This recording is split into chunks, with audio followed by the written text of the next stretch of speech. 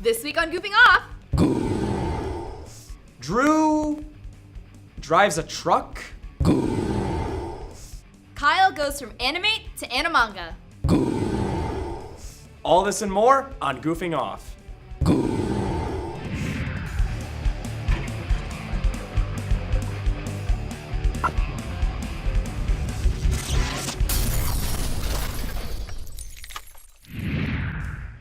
Welcome back, fellas, to another extremely robust and exciting episode of Goofing Off. I'm Mon. And I'm Kyle Glockner. So, Mon, did you hear about our trip to Kastucon? Yeah, didn't you guys break down on the side of the road for like 3 hours?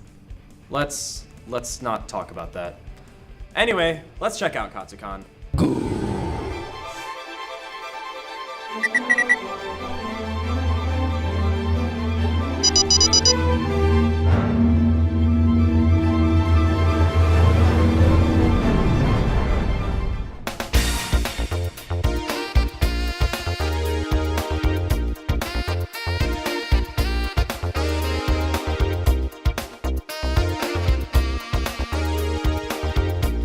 Hey Goofs, we are here at Kastucon 2018 in the beautiful National Harbor in the state of Maryland, just miles away from our nation's capital, and it is held in the exquisite Gaylord Convention Center. There are cosplayers, there are panels, there are events, there are special guests, some pretty big names here, so let's see what kind of trouble we can get into.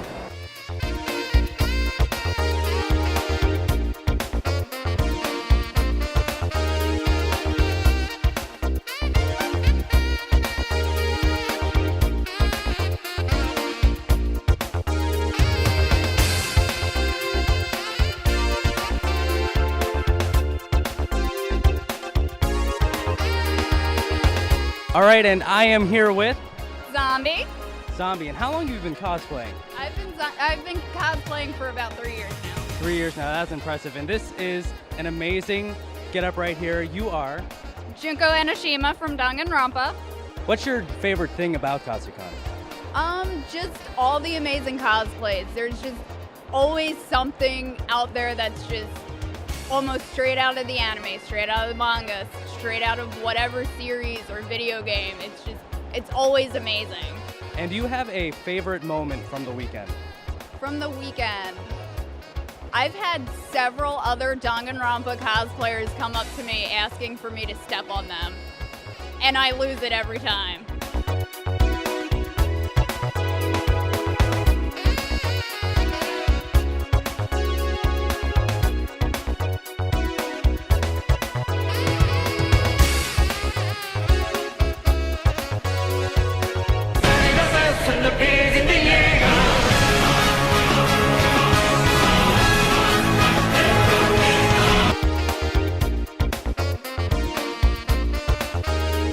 All right, and I am here with? Bulma from Dragon Ball Z.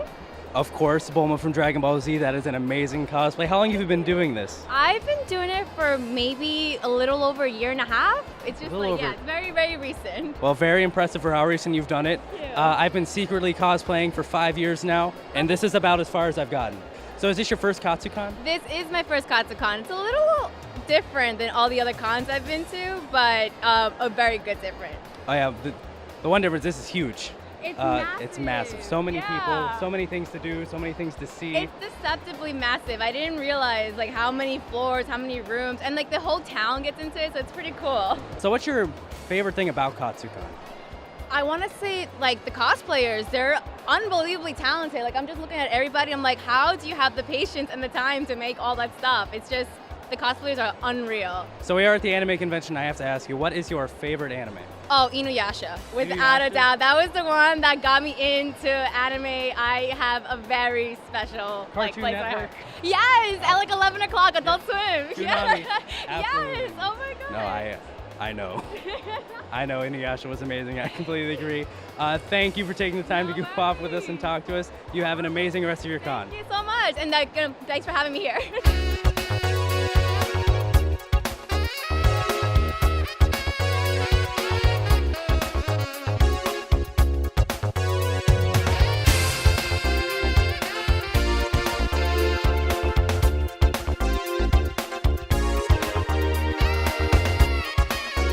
All right, that'll do it for us at Kastucon. As you can see, it is just a beautiful area, a wonderful time. We'd like to thank everyone at Kastucon staff for having us out. We had an absolute blast. But for now, I'm Brendan O'Hara, and thank you for taking the time to goof off with us at Kastucon 2018. So, here we are again. Yep. Anyway, here's Drew's Truckin.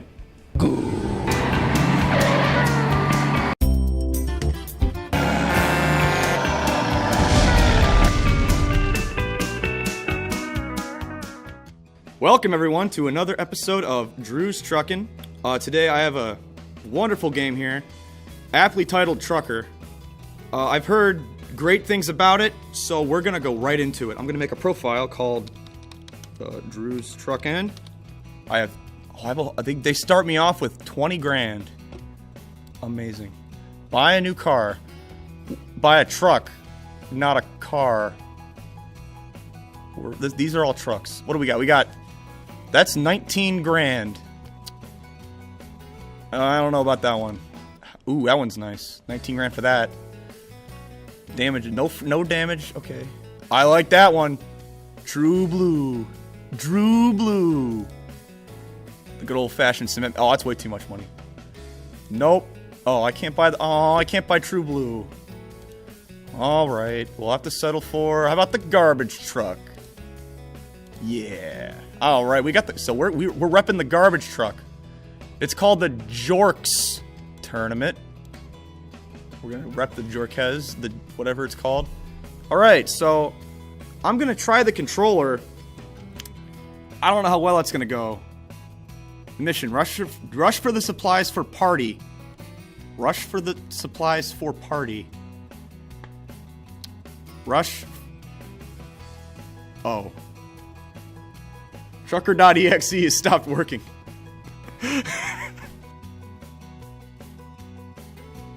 Alright, the bar is loading. It's loaded. We're making progress here. We're making progress. Oh! Alright, we're going. Like I said, I'm going to try the controller. Nothing's happening. Or let's go for the keyboard.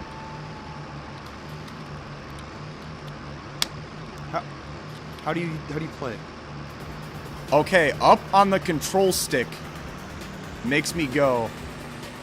Okay, so we're in the scariest road I've ever seen.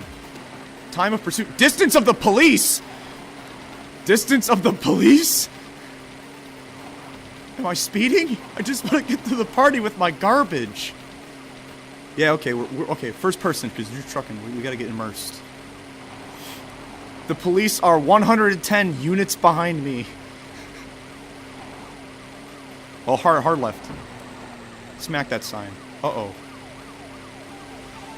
They're gaining on me, the cops. Where am I supposed to go? What? God damn it! Did the police vandalize my vehicle? This game is surreal. This is the second show and I've already met my match.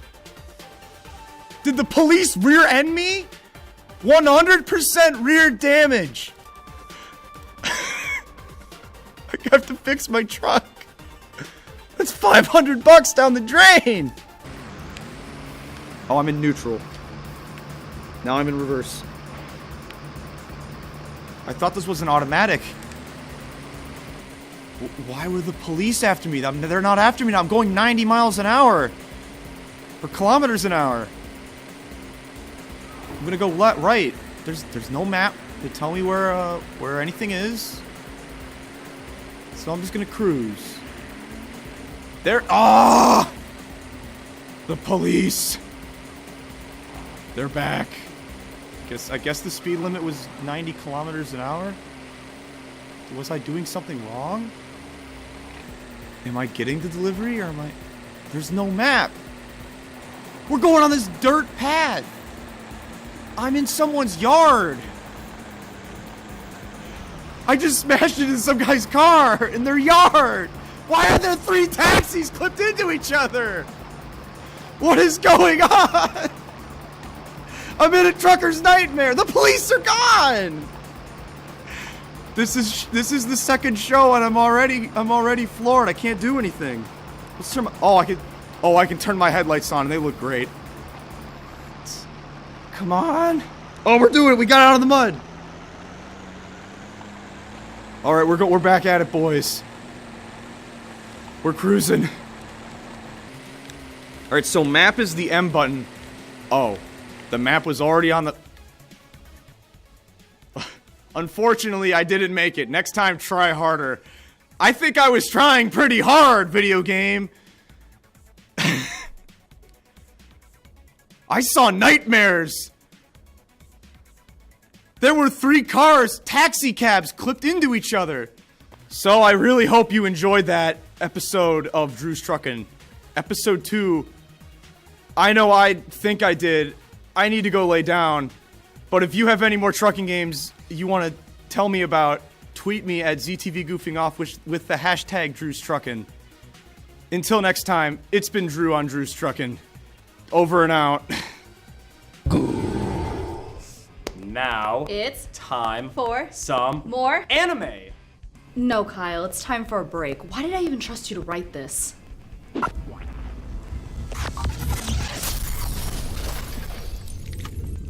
If you like what you see here on Goofing Off, be sure to like us on Facebook, subscribe to our YouTube channel, and follow us on Twitter. Alright, Mon. Video game companies Alright. as girls. It's Animanga time, folks.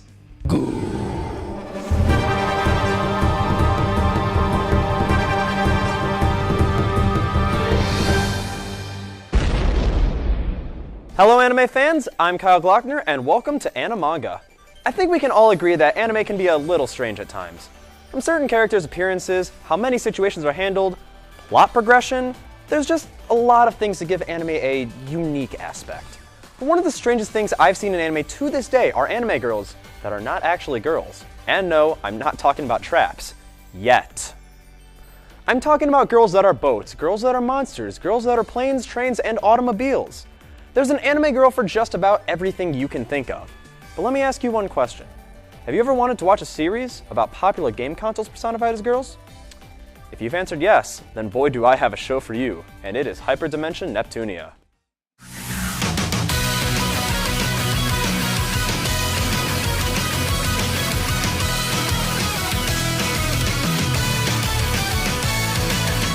Hyperdimension Neptunia is a small 12-episode series that was inspired by the game franchise of the same name.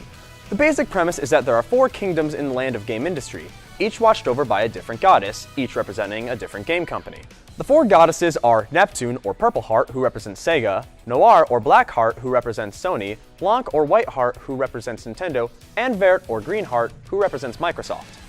The animation itself doesn't follow the plotline of any of the games in particular, and tells its story in a loosely episodic nature, and I really appreciate that in an anime such as this.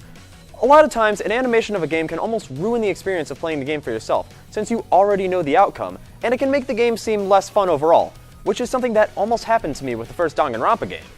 But with the Neptune animation, you get a fresh experience with the franchise that only really helps you to enjoy the games that much more. One of the ways the Neptune animation offers such a fresh look at the series is in the story that it does tell.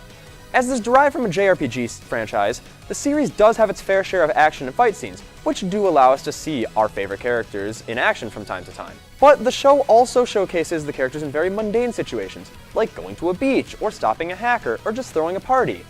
I personally enjoyed these laid-back episodes far more than the battle episodes, due to the fact that we get to explore the personalities of these characters in a setting we wouldn't normally see them in, which is always an absolute treat. Being that the characters represent certain game franchises, their personality traits tend to reflect some of the stereotypes of their respective game companies. For example, Vert is shown to be the most mature out of the 4 goddesses due to the Xbox's stigma as the mature gaming console, while Blanc has a childlike appearance and a strict personality to match the Nintendo's for babies stigma, as well as their harsh policies. I also really love how the goddesses each have little sisters to represent the handhelds for each company, with Blanc having twin sisters to represent the DS, and Vert having no sister, since there is no handheld counterpart to the Xbox. Being that this is a series with characters based heavily on video game companies and their consoles, this show has a ton of references to games and game company related events. One of the episodes even parodies when the PlayStation Network got hacked back in 2011. It's the little attention to detail in this franchise that really made it stand out to me, making sure it didn't just fade into obscurity as just another mediocre anime that broke the fourth wall a couple times. Overall, Hyperdimension Neptunia is a fantastic watch. Whether you've played the game franchise or not, or even if you've never heard of it before now, I highly recommend this series. Hyperdimension Neptunia, the animation, was produced by David Production and directed by Masahiro Mukai. Even if JRPGs aren't your thing, the series isn't one you should just write off. Who knows? Maybe this show could inspire you to pick up the games for yourself. That's all the time I have for today, but let me know what you think by tweeting me at ZTV Goofing Off using the hashtag Animanga. Until then, I'm Kyle Glockner, and this has been Animanga.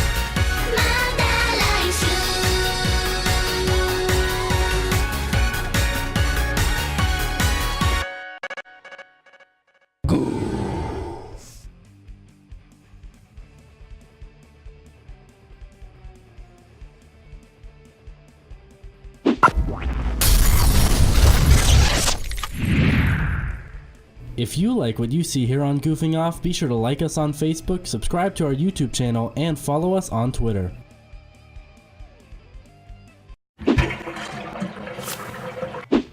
War. War never changes. Kyle, why are you quoting Fallout?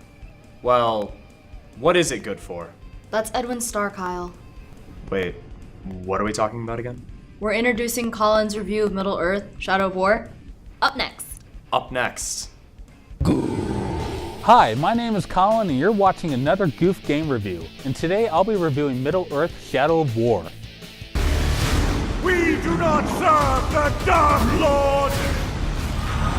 We will take this land for our own! After the events of Shadow of Mordor, Talion, aka definitely not Aragorn, and his bestest pal, Celebrimbor, decided they needed to forge their own ring of power, a ring free of Sauron's corruption. The purpose of said ring is to beat Sauron at his own game, which is to indoctrinate the minds of every Uruk in Mordor in an effort to defeat Sauron. Now, before I begin reviewing the game itself, I need to preface this by saying that Monolith takes quite a few creative liberties with the Tolkien mythology. And there were quite a few times when playing the game where I sort of took a pause to question the contrast between events happening in the game and the existing canon. I learned pretty quickly that I would need to set aside my knowledge of the lore and take Shadow of War as it is, and I would advise that others do the same. That being said, that doesn't mean the story suffers as a result. Even though I expected the story to take a backseat to other aspects of the game, even though sometimes it does, it manages to fill in the gaps in the canon in a variety of interesting ways. Something Shadow of War definitely excels at is gameplay. Much like the last game, Monolith combined the fighting mechanics from the Batman Arkham series and the traversal mechanics from Assassin's Creed to create a fully satisfying experience. Except this time, everything is bigger. The map is bigger, the landscapes are bigger, the enemy types are bigger, the battles are bigger. Seriously. It's really impressive how the Firebird engine is able to handle so much going on at any given time. The combat itself is extremely fluid with the merciless one-man wrecking crew that is Talion, who is again definitely not Aragorn. Despite the character often feeling weightless as he effortlessly flips from one side of the screen to the other, you cannot deny that the combat is simply fun. Everything from walloping off the heads of Uruks to dominating their minds and riding Drake from up above while you rain down fire to extinguish the orcs below, Shadow of War is nothing less than a playground where you can fulfill all of your orc slaying fantasies. Some might say that the combat is overly simplistic given that there really is only one attack button with only the bow to differentiate the combat, but much like the Arkham series, I really don't think it matters. When the fighting is this enjoyable, I could care less if there were one attack button or 5. As much fun as it is fighting with Talion, his character is rather dull in just about every other aspect. Talion, to put it nicely, is fried eggs on toast, but he is in no way similar to Aragorn. Nope, no resemblance whatsoever. The biggest highlight of the game by far, even more so than the combat, are the Uruks and the Nemesis system. Just like the last game, the Nemesis system acts as an orc hierarchy within Sauron's army. If you kill a captain, another Uruk will fill their position, but if that captain kills you, then he advances up the hierarchy. It's an incredibly intricate system that's fun to exploit, and it manages to make dying itself fun.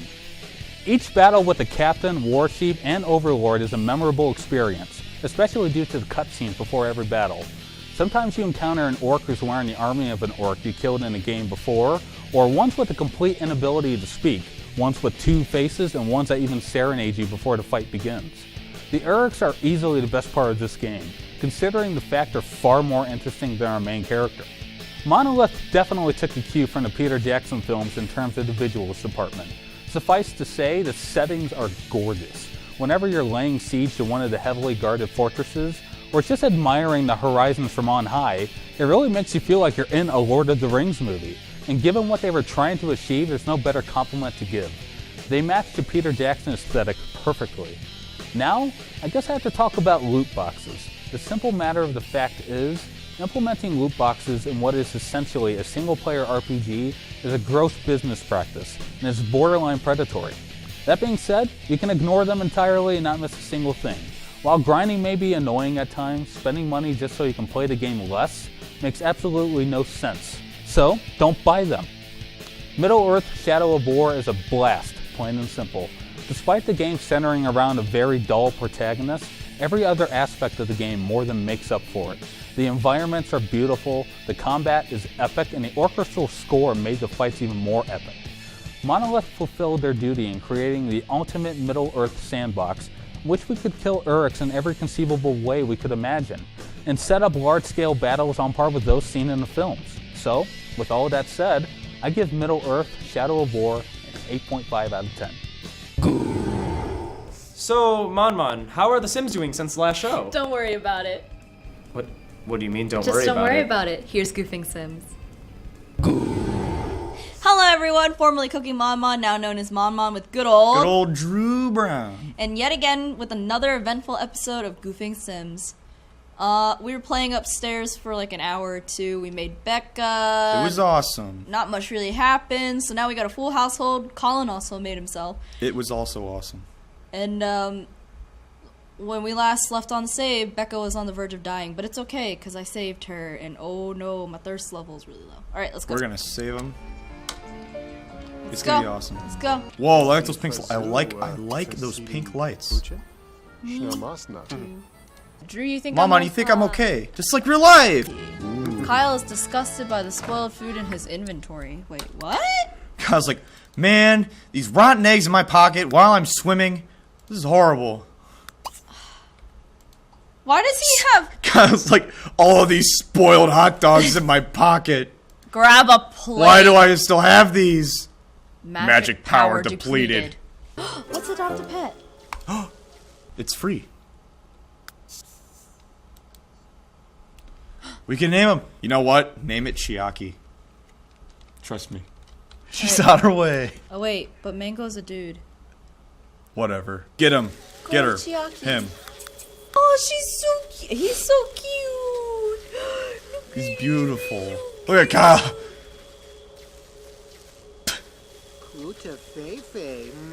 Oh, look at him.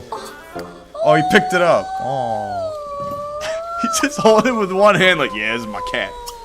I like how the guy delivering the cat just brought it, dropped it on the curb and left. Oh, he's screaming. Why is he screaming? Sniff around. Oh, look at him. Look at him. He really blends it with the rug. So cute. Nap. Oh, pfft. You see him fall over. Oh, boy. Kyle can float. No Drew. Dom can float. Yeah, he's Wings. He's I feel like Wings would help you with swimming as well, because you can push a lot more water. I guess there really is nothing sad that college kids playing The Sims at 11:33 p.m. Well, there we are, fellas. Another episode of Goofing Sims. If you have any ideas or suggestions, tweet us at ZTVGoofingOff with the hashtag Goofing Sims. I'm Mon. And I'm Drew Brown. And this was Goofing Sims. All right, Mon, on the count of 3, tell me your favorite Mario character. Okay, got it. All right, 1, 2, 3. Rosalina. Waluigi. You know what? I can't even look at you right now. Do the outro yourself. Well, I guess that's all for today, folks. But don't forget to like us on Facebook, follow us on Twitter and Instagram, and subscribe to our YouTube channel for extra content, including extended cuts of Face Off and Drew's Truckin. I'm Mon, and that was Kyle. Thanks for taking the time to goof off with us.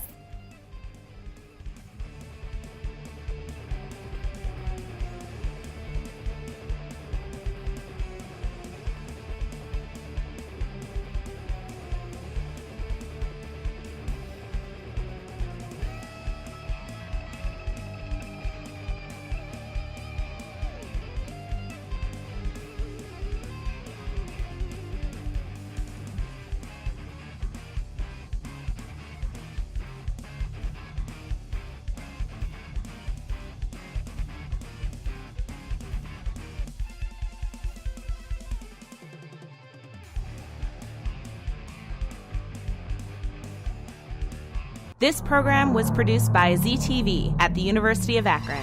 To find out how you can make Emmy-winning media, visit the UA School of Communication online, ZTV. Make media, make a difference.